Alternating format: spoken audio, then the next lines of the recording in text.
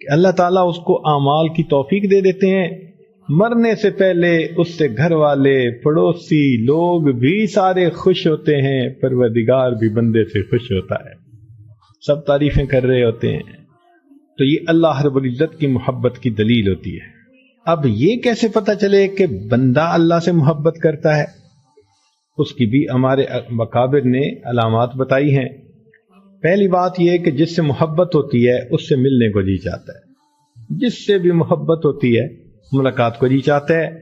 تو حب لقاء اللہ، اس لیے نبی علیہ الصلوۃ والسلام نے ارشاد فرمایا من احب لقاء اللہ احب اللہ لقاءہ، جو اللہ سے ملاقات کو محبوب رکھتا ہے اللہ اس سے ملنے کو محبوب رکھتے ہیں۔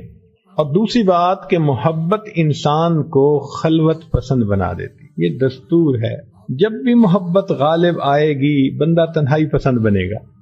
ویسے آج کل بھی آپ دیکھ سکتے ہیں مجلس میں سے نکل کے ادھر بیٹھے فون کر رہے ہوتے ہیں، ادھر بیٹھے میسج کر رہے ہوتے ہیں، مجمع میں نہیں بیٹھتے، ذرا الگ الگ ہو کے موقع ڈھونڈتے ہیں۔ گھر والے سب ایک جگہ ہیں، ایک بچہ کمرے میں گھسا ہوا ہے، کیوں؟ اس کو تنہائی چاہیے۔ تو محبت انسان کو تنہائی پسند بنا دیتی ہے۔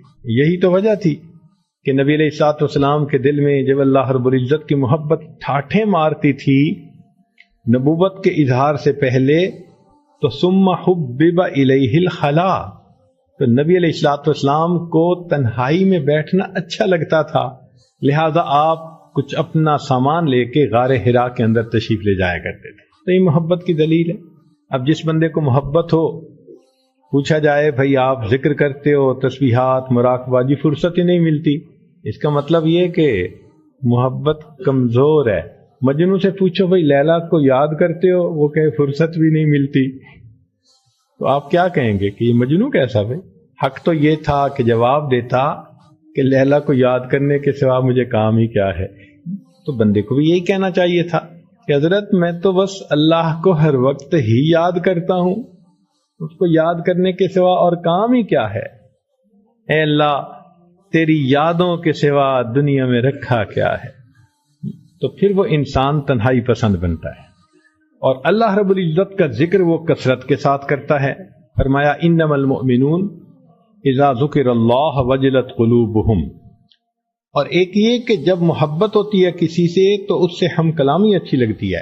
دنیا میں دیکھا نہیں ہے تھوڑی تھوڑی دیر بعد فون ملاتے ہیں، ذرا موقع ملے، بہانہ سے ملے تو فون ملا دیا، اچھا میں نے اس لیے فون کیا تھا، اصل میں تو ہم بات چیت کرنی ہوتی ہے نا۔ تو جب اللہ رب العزت سے محبت ہوتی ہے تو وہ بندہ قرآن مجید کی تلاوت کے ذریعے اللہ سے ہم کلامی کے مزے لے رہا ہوتا ہے۔ اس سے ہمارے اکابر رات عشاء کے وضو سے فجر کی نمازیں پڑھا کر، یہ آسان کام نہیں ہے۔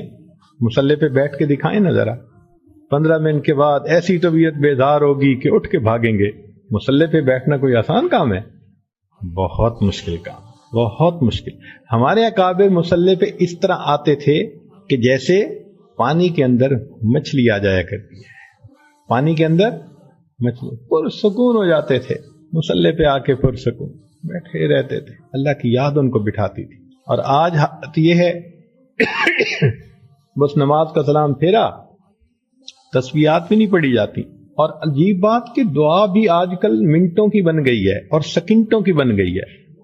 آپ غور کریں اپنے اوپر یا دوسروں پر، بس ہاتھ اٹھائیں گے اور آدھے منٹ کے اندر منہ پہ پھیرا اور چل۔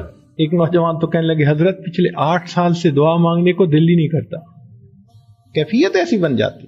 مصلی سے محبت کا ہونا اللہ رب العزت سے محبت کی دلیل ہوتی ہے۔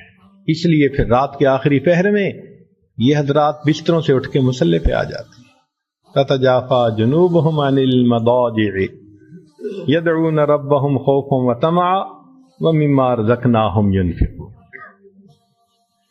تو اللہ رب العزت بندے سے محبت کرتے ہیں اور بندہ اللہ سے محبت کرتا ہے، لیکن محبت زیادہ کون کرتا ہے؟ دنیا کی محبتوں میں تو کہا گیا کہ الفت کا جب مزہ ہے کہ ہوں وہ بھی بے قرار، دونوں طرف آگ برابر لگی ہوئی، کہ دونوں طرف آگ برابر ہو تو یہ محبت میں ایکسٹریم ہے، مگر اللہ تعالیٰ کی محبت کا معاملہ جدا ہے۔ جتنا بندہ اپنے رب سے محبت کرتا ہے اللہ رب العزت اس بندے سے اس سے بڑھ کر محبت فرماتے ہیں. جتنا بندہ محبت کرتا ہے، ایک قدم چلتا ہے اللہ کی طرف، فرمایا تم ایک بالش چلتے ہو، میری رحمت 2 بالش جاتی.